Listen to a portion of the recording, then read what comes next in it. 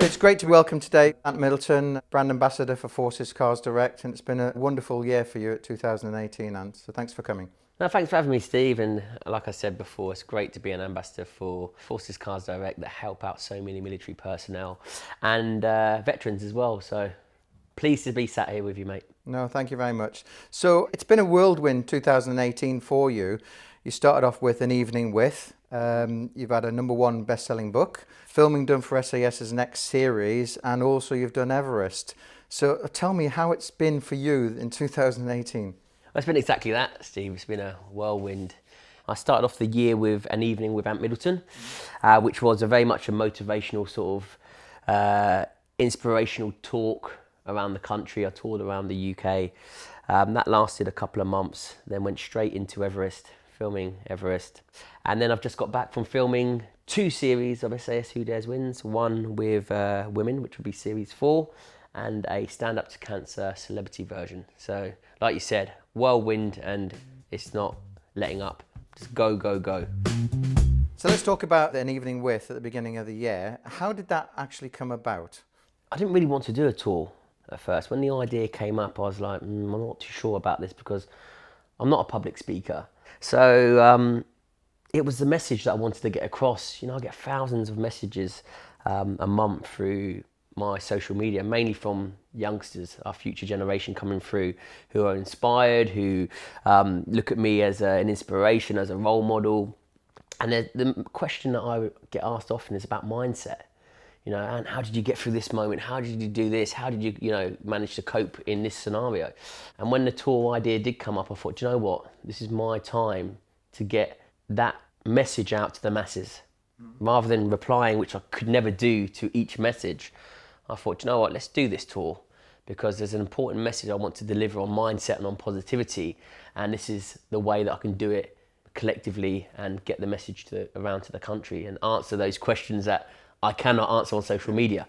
There were people there from all walks of life, from people who were in World War II, down to 8 to 10-year-old children in the audience. So very, very sort of unique talk and very unique audience. So I reached out to all the ages, really. So how did you write that? Did you know what you were going to do from that?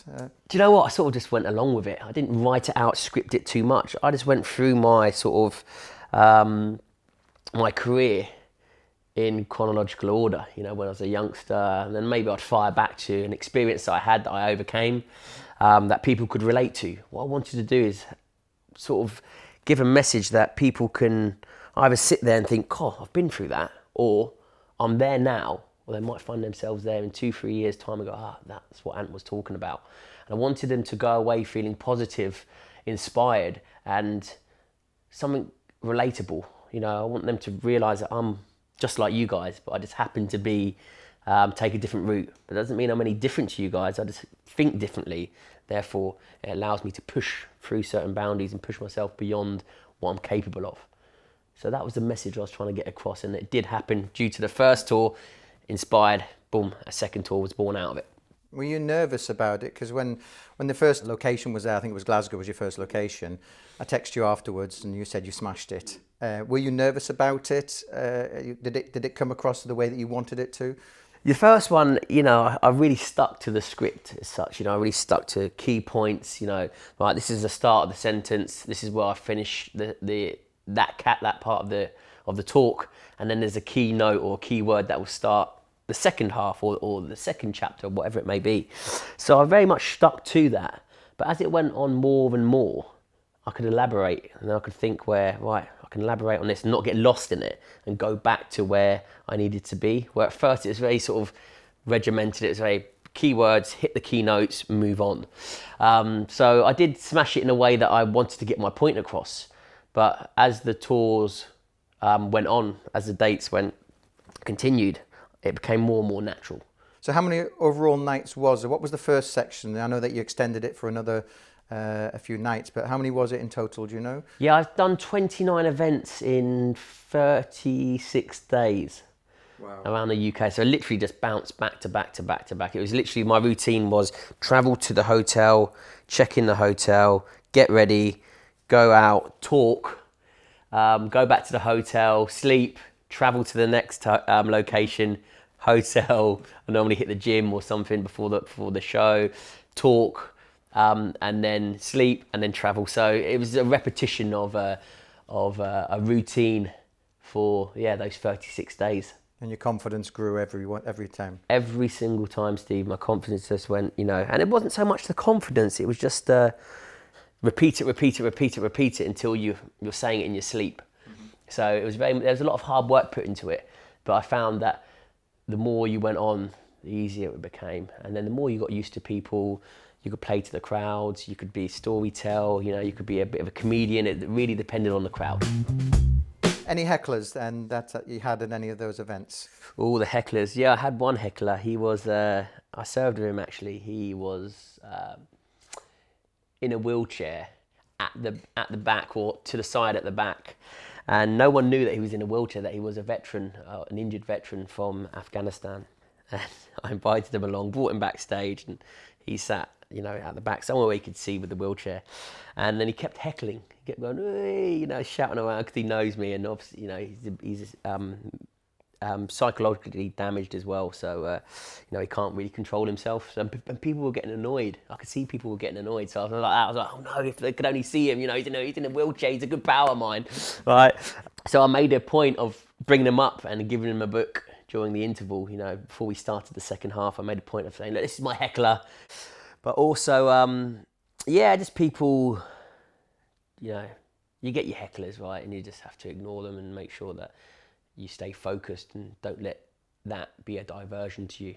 Don't let that person take away other people's fun and joy and reason for being there.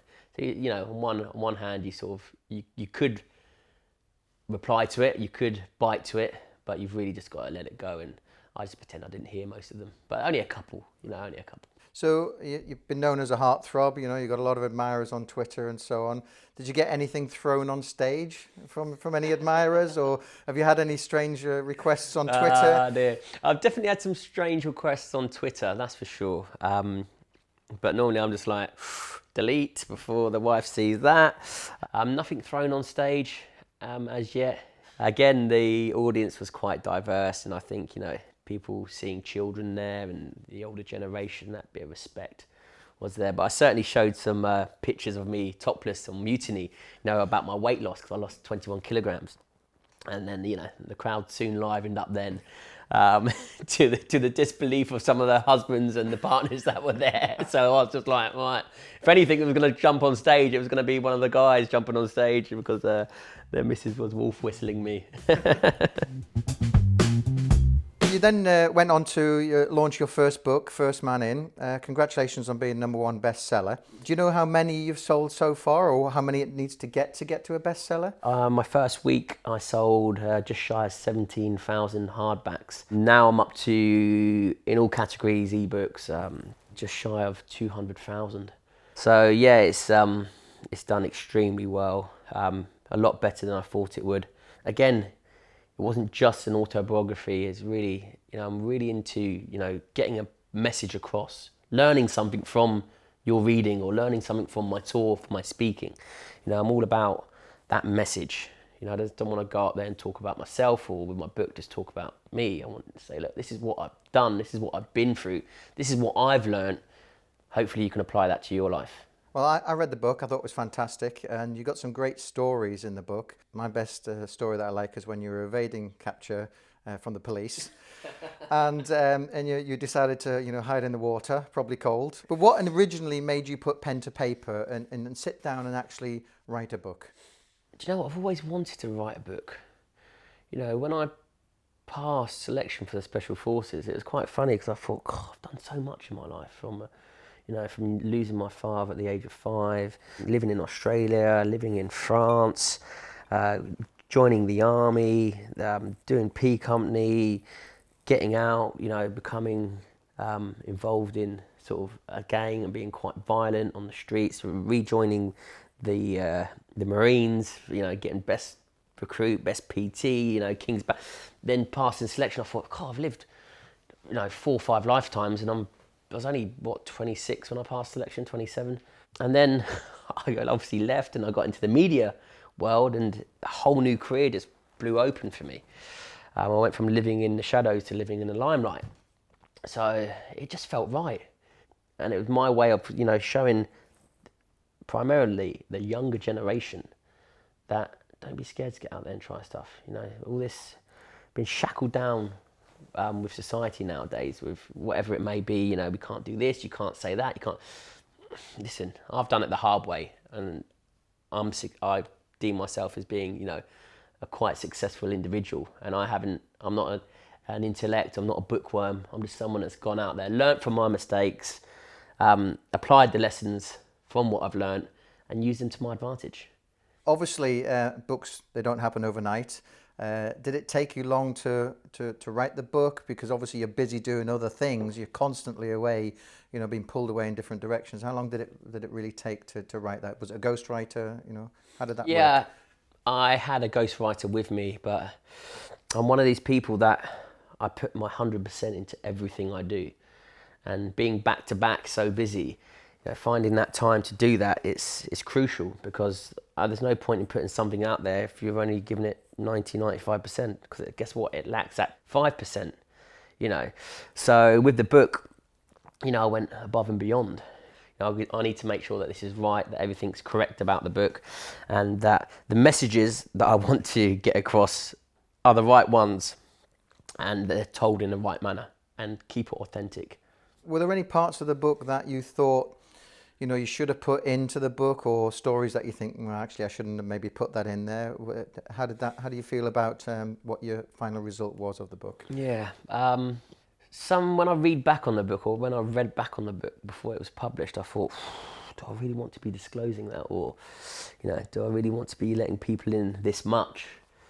And then it just goes back to who I am. Being brutally honest with myself allows you to be brutally honest with other people. And it wouldn't have felt right to have just put all the glorious stuff in, all the successes in. If anything, you read that book and you go, wow, it's all like, you've done that, really? But it's refreshing. People have come back, especially the feedback, saying how refreshing about the honesty of the book, Well, life isn't all about everything perfect, so I think it was great by having some of the stories that from the past that didn't work for you, but worked in your life. Yeah, I look back on them and I do cringe a little bit. But then I think to myself, wow, I've actually learnt so much from that situation. Would I change anything? No, I wouldn't. So you've done the tour, you've done the book, the TV. What's next? Is it film, aftershave, Christmas record? Calendar. No, Christmas, no I'm way. sure that the admirers would like the calendars. No, I keep getting asked for the calendar and I'm like, no, that's not going to happen. Not for you. More TV. I've got a lot more TV in the pipeline, more tours and more books. Basically the same of what I've done in 2018, but we're just going to up it. We're just going to up our game. We're just going to, I'm going to make it bigger, better and more knowledgeable for the people out there. So I know that you've been asked this before, and if there was a movie made of yourself, and who would play you? And you can't say Tom Hardy because you've answered that one before. Well, it's quite funny because I've had quite a lot of interest about my book, turning it into TV or into a film. It's a good question, Steve, that one. But it would have to be someone, that's quite old school, that still has these old school principles about them, but can move along with the new generation, the understanding and the way the world's going, but to also keep that sort of grit, determination, and sort of that steel within them. Ollie Rick is an actor who done My Girl. There's a series called he was the SF officer in that, and he's a great guy. I've met him a couple of times. We've spoken about the book and about potentially making it into TV. So Ollie Rick, take my space, play me. He'll be cheaper than Tom Hardy. No, he's more expensive than Tom Hardy. So family's important to you, and Emily stood by you, as you mentioned in the book. What does it mean for you to have that support back at home? It's invaluable. Without that support back at home, I wouldn't be where I am today. Fact, full stop. And again, this isn't cliche. I've always said this from the moment I presented myself into the limelight. It's because of my wife that I'm that I passed selection. It's because of my wife that I joined the Marines. It's because of my wife that I can push myself 100% at work, knowing that she's there 100% and loves what she does back at home, with the children, with, you know, whatever career that she wants to take on, which she's got ideas what she wants to do. Just having that foundation to operate from allows you to not only concentrate on yourself, but concentrate on what needs to be done. So that's why I attack everything at 100%, because I know that if it doesn't go right, if something goes wrong, I've got this solid foundation where I can go back, talk to my wife, be with my children, re-energize, refocus and re-attack. That foundation is absolutely crucial. So you've got 5 children, and you named your last child BLIGH. Now, was that a decision you made during, before, or after Mutiny? BLIGH actually came during the voyage whilst I was on Mutiny. So those 4,000 miles from Tonga to Timor, we're probably halfway in between. And one of the guys, Rish, he said to me, Ant, he went, your missus is due soon. I was like, yeah, you know, in 3 or 4 weeks' time. He went, it's got to be baby BLIGH. The moment he put that into my head, he's the Asian guy on the boat, awesome guy. He was the quartermaster, and he put that seed in my head, and then it was just like baby BLIGH.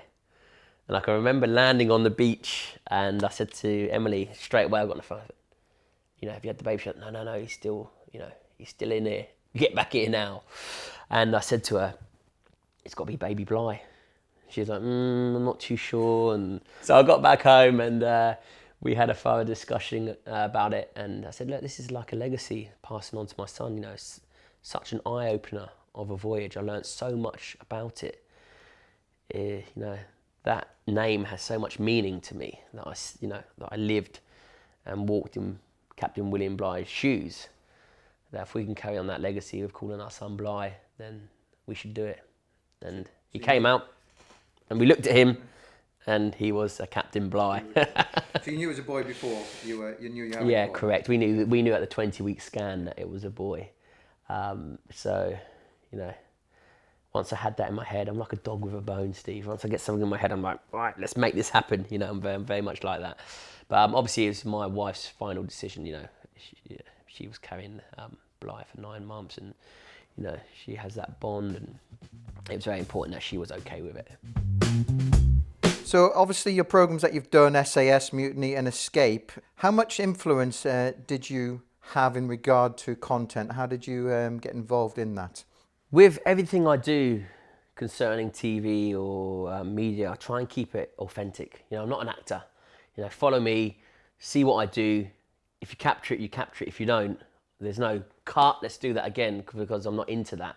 It's spare the moment. It has to be real and authentic. That's who I am as a person. That's how I want my TV work to come across. So obviously there's, you know, restrictions. There's health and safety. You know, you can't, you know, put crew and yourself in certain situations. But I certainly push the boundaries. I really do my own stuff. Everything is authentic and true to what you see.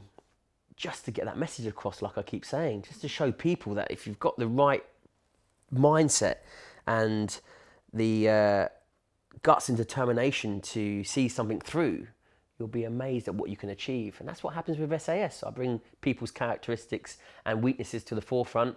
Here's your weaknesses. How are you going to deal with that? Some people go, right, listen, I've got to develop these, but I'll play to my strengths.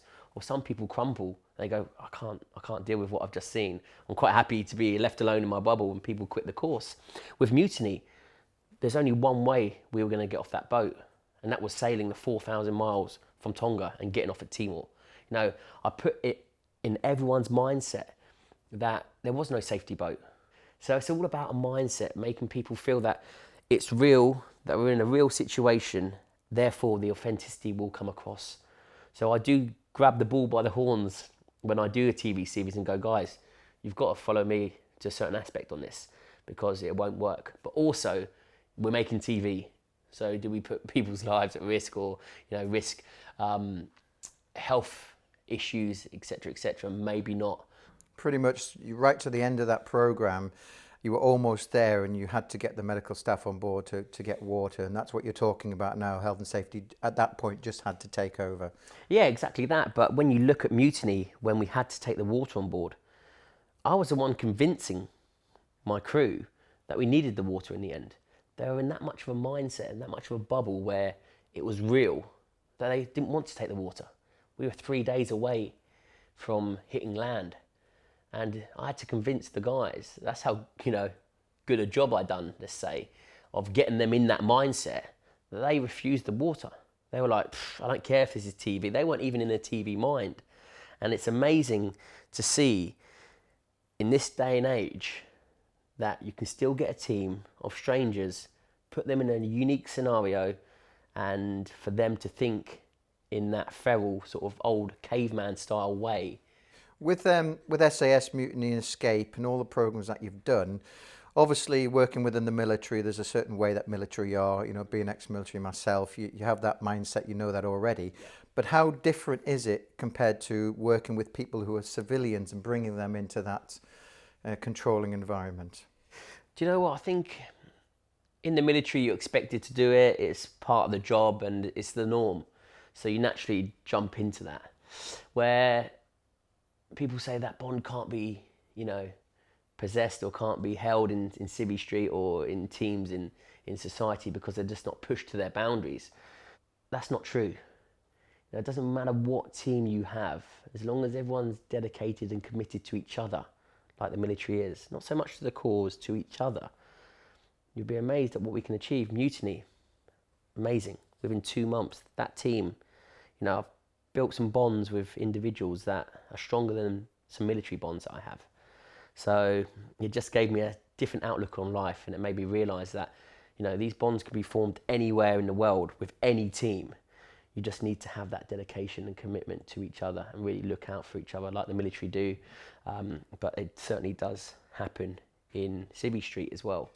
It's just about applying that and putting people in those scenarios that they're not used to being in, like we are in the military, and then for them to come out the other side. Some people come out the other side, some people don't. But when you do, like I said on Mutiny and even on Escape, those 7-8 days on Escape per episode, some of the bonds that are built there, just as strong as the ones in the military. So let's talk about Everest then. I read somewhere that it was your toughest challenge. Was that true? Yeah, it was definitely the most dangerous thing I've ever done. Probably the stupidest thing I've ever done, to be fair. I'm a husband and a father of 5.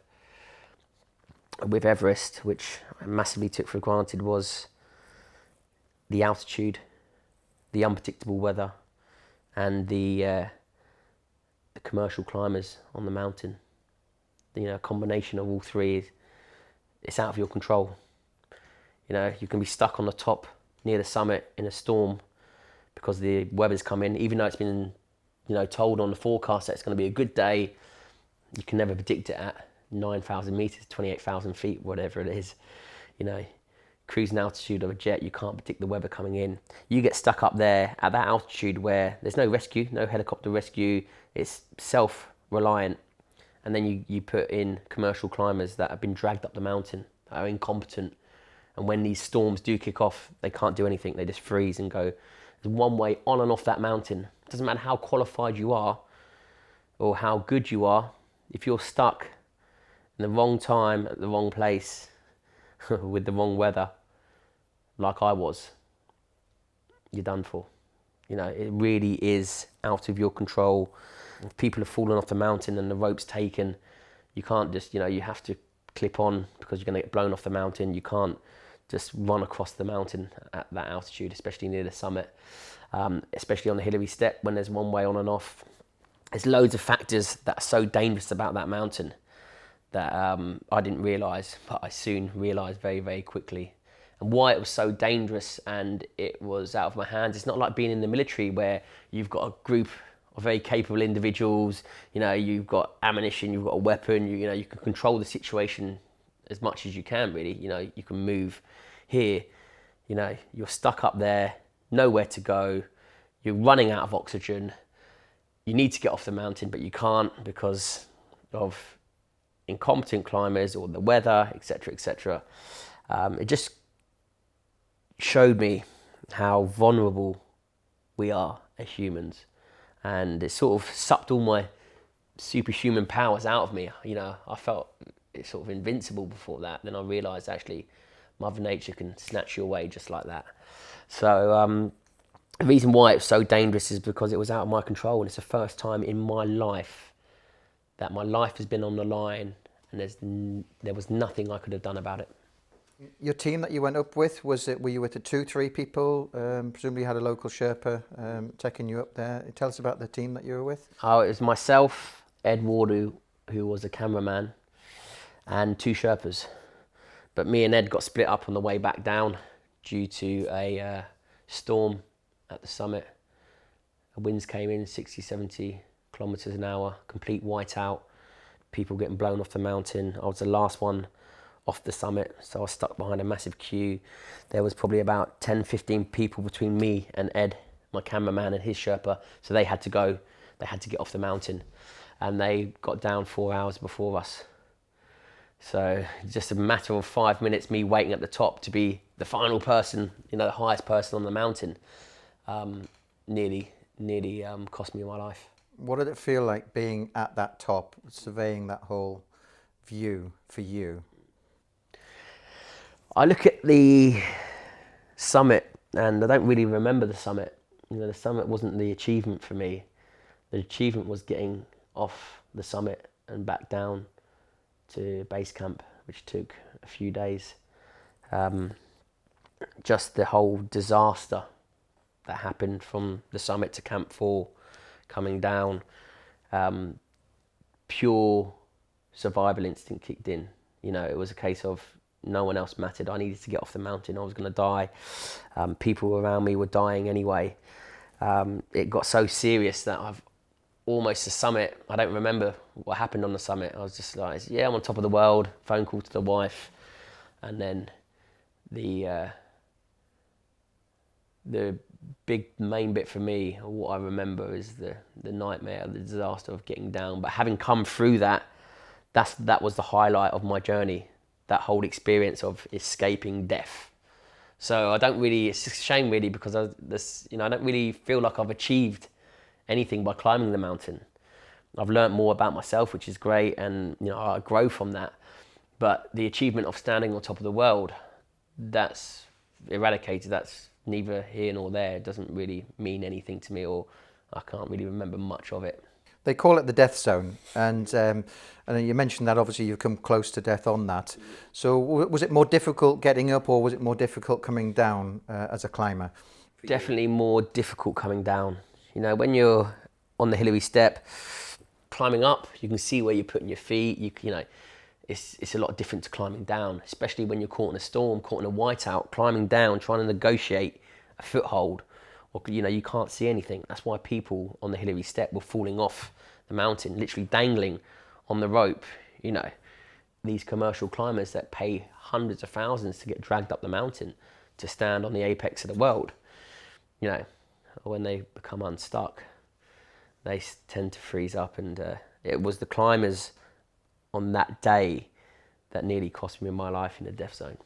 In terms of your preparation, because you've done the Matterhorn, you've done other mountains in the world, did you prepare differently for this? Was it a long time to prepare for it? How did you accomplish that? I don't prepare differently for anything that I do. I always take everything on with my positive mindset. I don't think, right, I've got to do this differently. All I've got to do is keep a positive mindset and keep my mindset sharp. You know, you can be in, for example, to do Everest, you know, you don't have to be an athlete, but your mindset needs to be in the red, because you just need to crack on. You need to, you know, get through the weather. You need to just have that mindset of, right, I'm just going to put one foot in front of the other until I reach the top. So I don't plan or prepare any differently to any task that I take on. I just make sure that I believe in myself, and that I believe that I can do it. And even sometimes I say to myself, like with Everest, I've never been to 9,000 meters before. Can I do it? But I never tell myself that I'm going to fail. And sometimes I do fail at stuff. We all fail at stuff. We're human, right? But we learn and move on from it. But I'll always take on that task thinking, right, you know, I'm gonna smash this. And I do that with everything. So I don't plan any different to any different task. But what I did do with Everest is obviously the altitude. Just make sure that you know about the job that you're taking on, right? You know, you do your homework, you learn about it, and you take it on to the best of your ability. But it's all about self-belief and positivity. If you believe in yourself, your dreams will be up here. You know, you might not reach your dreams, but you'll always supersede from where if you gave yourself just a platform to get on. You know, I always think, people think I'm mad sometimes because I'm like, yeah, I'm just going to go and do Everest. Well, after a tour, I finished my tour on the 29th of March and I flew out on the 2nd of April. I was back to back. And again, just my life being back to back, it was just like, right, this, Everest. Once Everest was finished, it's like, right, SAS Who Dares wins. After that tour, you know, it's just boom, boom, boom, boom. So next SAS then, you've just come back from filming. Can you give us any indication of where it is, what it's about? And Oh, Steve, you're asking for a lot of information here. I can give you a general location. It's South America. And we've hit sort of winter warfare, Arctic warfare type course. So it's going to be cold, wet and miserable.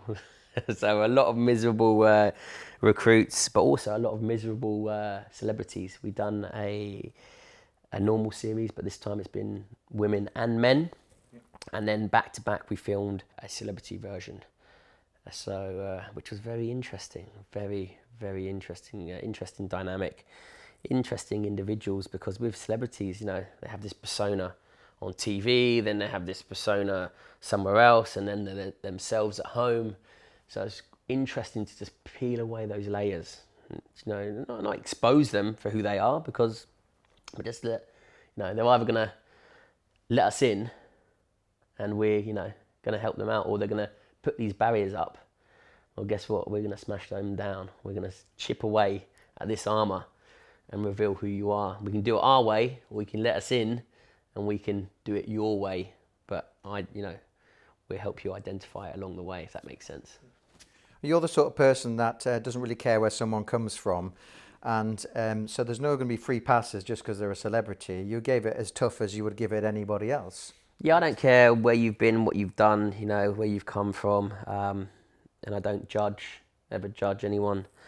It's just late, wipe, clean. They're all the same. That's why we give them numbers. It's not a case because we want to belittle them or anything like that by giving them numbers. It's a case of we all want them to be on a level par. Right? Okay, you're all equals here. Okay, but we're going to find out who you are. We're not going to treat you any differently.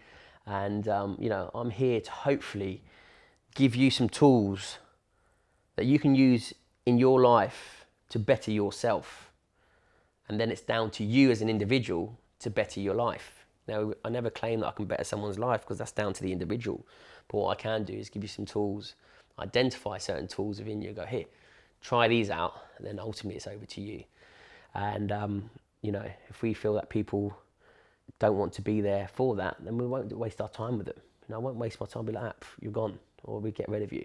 Because the people that do want to be there, that actually do want to come out the other side of this hardship to learn about themselves, then they're the people we want to push in the right way, but also making sure that they understand that nothing comes for free in life. You know, it's I've learned the hard way, so guess what? You're going to learn the hard way.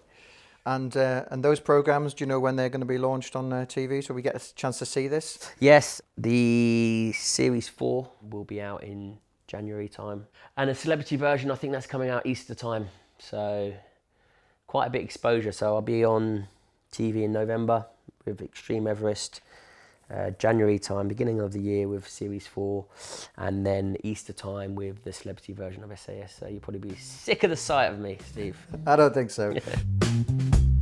So quick fire questions for you now. Jungle. Fire away. Jungle or mountains? Jungle. Jungle. Jungle or desert? Jungle. Jungle. Running or swimming? Swimming. Push-ups, chin-ups? Chin-ups. How many can you do a minute? Oh, a minute. I can bang out about over 30. 30? 30 pull-ups, chin-ups.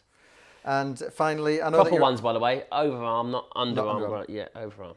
I know that you're an Arsenal fan, Yeah. but Tottenham or Chelsea? Who do you like to beat? Ooh, I'm gonna have to say Chelsea. Yeah, Chelsea. Okay, so you've been a positive person, and is there anybody that you've admired in the past, or something that you've read from somebody that inspired you or gave you a little bit of a lift? Yeah, I get inspiration from everyone. I try and learn a little bit from everyone. I don't look at people who are in the limelight or who are famous or who've been famous. I don't necessarily, look up to them. I've got a mentor, for example, a guy called Mike Morris. Not even he's a mentor, he's like a brother to me. He's a great friend. We bounce off each other about positivity, about self-discovery, about being the best version of yourself. And he's a very successful businessman. I'm a successful individual. It doesn't matter whether it's in business, whatever I sort of put my hand to. So it's different dynamics, but we learn so much of each other, and it's just about having each other's back. My brother Michael, he's a loose cannon, shall we say, he's always there for me. He's someone that I go to if I've got to get something off my chest or whatever. There's my uncle as well, my uncle Andrew, who again, he's like a father figure to me. He's always there when I need him, and vice versa. So, my circle's very small though. There was a part in my life where I thought I could do everything by myself, and it's only since a couple of years ago, a couple of years back, that I realised actually you need these people around you. You need to. It's okay to ask for help. It's okay to not be the strongest or the best at everything that you do. It's okay to bounce off other people and get ideas and let other people in to maybe help you out this part of your life or that part of your life. I'm one of these people that's very hard to let go of that, because I want it done to my standards, right? So I want to make sure that it's done to the best of my ability, because it's something that I'm interested in. But I've learned over the years it's okay to offload. It's okay to to have that group of people around you that you can trust, and it's relieving. It allows you to focus more. It allows you to re-energize and recalibrate and carry on. So I would say talking to people and having that right group around you is massively important to grow, not only as a business but as an individual as well. So what's next? Anything that you're going to do in 2019 that you haven't already said that we can let your fans know about? Yeah, 2019 is going to be very much like 2018. More TV, more books, more tours, a fitness regime as well. So very much going to talk about fitness, but not so much fitness in a physical manner, but fitness in a mindset manner. A lot of people train their bodies. Okay, they look in the mirror and they think, well, I've got to look good. I've got to train my body, but they forget about the most important tool that we all possess, and that's our minds. Because we can't see it, we think that we don't have to train it or we don't have to concentrate on it. That it just looks after itself. And a lot of people are very sort of self-concerned or self-aware about how they look, so they concentrate on their body, right, and they neglect the ultimate thing that's going to get them through everything, and that's their mind. So I've got this program that I'm bringing out where it's very much going to concentrate on mindset over the physical side of things. So thanks again, Ant. That's been a brilliant interview, and thanks for taking the time today. Steve, always a pleasure, mate. Thanks for having me.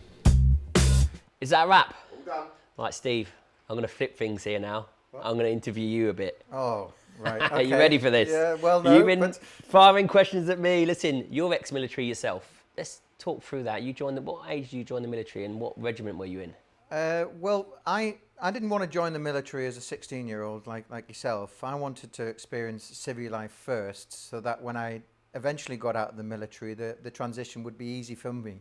And so both parents of mine were in the military, and it was always my intention to do it at some point. So for me, I really wanted to join when I was 21, and 21 was the time for me. I didn't know what I wanted to be. When I was young, I wanted to be a pilot, but I'm colourblind. I didn't have the academic qualities to be a pilot at the time. Yeah. And so for me, I really went into the careers office in Slough. And Slough. yeah, and spoke to an RSM there, and he gave me a few pamphlets and said, what did I want to be? And I said, well, I want to travel the world. That was really what I wanted to do. Okay. And he showed me a pamphlet of the Army Air Corps, and they were all around the world. And I said, that's for me. The Blueberry, the Screaming Eagle. I thought it sounded very airborne-ish. Yeah. So the Army Air Corps was what I did when I was 21.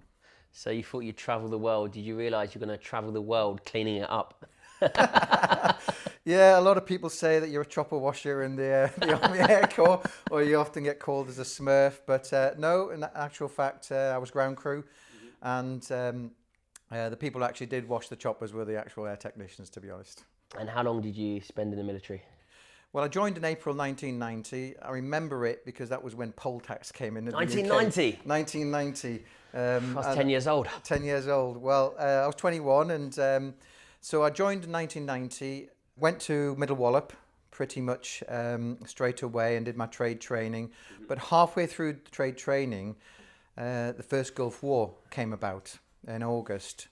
And I'd wanted to go to a unit in Germany. I'd always wanted to go to Germany at that point, and put that in for my posting choices.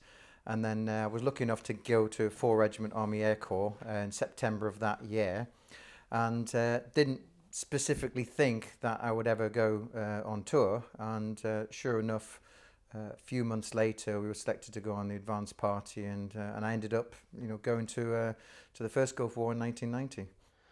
Ah, so you got a couple of medals on your chest then? Well, not quite as many as you, I'm sure, and a very different type of warfare in 1990 as it was today. It was a very, very short period of the war. But it's what I wanted to do. I wanted to join up. I wanted to, go out and see action, although it wasn't really the action I expected. And I'm grateful for, not really seeing some of the bad sights that we have seen since in Gulf War II in Afghanistan. In the end, for me, 5 years was what I did, and I was very, very happy in the end to get out. But certainly learned a lot in the military and got taught a few lessons when I was a bit of a gobby sprog when I was a young lad. Yeah, that's why I wanted to fire these questions. That you're a very humble guy. You've served in the military. You've done your time, and you are still serving the military now in what you do. That's why I'm fascinated about that transition of you coming from a military family background, joining the military, and still sort of being in that family now, even though you're a successful businessman. How did that transition happen of you getting out and thinking, do you know what, I still really want to serve the people of the military and the veterans that deserve everything, or the stuff when they get out? It wasn't a conscious decision. When I was a child, I'd always wanted to have my own business, but I really didn't have the business nonce to actually do that. And when I got back from Gulf War I bought a car. I got ripped off, to be honest, and I wasn't very pleased with that. We all do. We all do. And it stayed in my mind. So when I got out in Germany in '95, I stayed in Germany, and I loved it. I loved the country. I loved the people. It was fantastic. And it was only 3 years later when I had an opportunity to get involved in car sales, and I sold a car my very first day working for a company, and I absolutely loved it. Now, I didn't sell for the next 30 days a single car, but I had the bug about giving something back, and someone could save a little bit of money on that. And that was really, I think I really found where I was. I was about 29 at that point. And then I met someone new, Sharon, who you've met, and wanted to come back to the UK and leave the job that I had. And my old boss had asked me to come to Frankfurt to have a bit of a send-off, and asked me what I was going to do. And I said, well, I'm going to work for a car dealership or something like that. And he'd always had the idea of setting up a business in the UK but didn't have anyone to do it with. I'd always had the idea of doing a business but didn't know how. So it was a real perfect... Great partnership. Great partnership, yeah. And, for us, opportunities don't come along often. And I've always been the sort of person that would always look at something and really give it a chance. I got divorced as well when I was in Germany, and it was a very, very low point in my life, and changing job to be a car salesman, and then meeting someone new, and then having that ability to an opportunity to set up a business. I looked at it really practically, and that if it didn't work, then I'd just go and work in a dealership. So it gave me the opportunity to at least try something new, and it was all new. I didn't know what to expect. I didn't know how to do invoicing, didn't know how to do marketing. I didn't know how to do, advertising. I really didn't know anything, and I had to learn from that on my own pretty quickly. Wow, well, there's no looking back, especially with Forces Cars Direct now that you run and that you own. Talk to me about Forces Cars Direct. I know about Forces Cars Direct, and the reason why I wanted to be ambassador is because stuff that you still do for serving military personnel and for veterans is amazing. And if I can project that message out there, if I would have known about it when I was serving, I certainly would have jumped on board. And it's talk to us about Forces Cars Direct and what you give back. Well, Forces Cars Direct, we're not the first to ever sell cars to people. That's absolutely true. Everyone's been doing that for years. But we wanted to do something that was better. We wanted to save more, work directly with the manufacturers and give something back, and really get the manufacturers to come on board and support our troops. Yeah. And so we were the pioneers in bringing military tax-free to the internet, so to speak, instead of having showrooms on the ground in Germany. And we have expanded that over the time in order to give military serving in the UK that never had the opportunity to do that. And then again, a few years later, we expanded that to the retired military community. And the awareness is something that we really wanted to try and grow, because not everyone who served 20, 30 years ago is still aware of that. So that's our biggest challenge, is getting that across and to try and save as much as we can. To date, I think we've saved nearly £95 million in savings to all of our customers, which is mind-blowing to think. When I started, I got ripped off buying a car, and to give all of that back, it's brilliant. It's that they can spend money on other things. But we partner with SAFA as well as a military charity, so it's not just about saving money on a car. It's about giving back to that military community. With Scotty's Little Soldiers and SAFA, we're both obviously involved with, and really doing more than just selling a car. It's amazing, because that's exactly what I see, especially being the ambassador for Forces Cars Direct and getting the message out. People are like baffled that actually this exists, and there are people like yourself that are giving something back. You're going above and beyond what you need to do, really. And I just want to say, I'm very proud as an ambassador to be sat here with you, and keep doing what you're doing. Well, thanks very much. You caught me on the hop there, but thanks anyway. That's brilliant to know, and we'll do more. And thanks for your help over the past few years as well. Listen, you talk about your partnership when you first got together. This is a great partnership, Steve. Thank you. Thank you very much. Thank you. Thank you.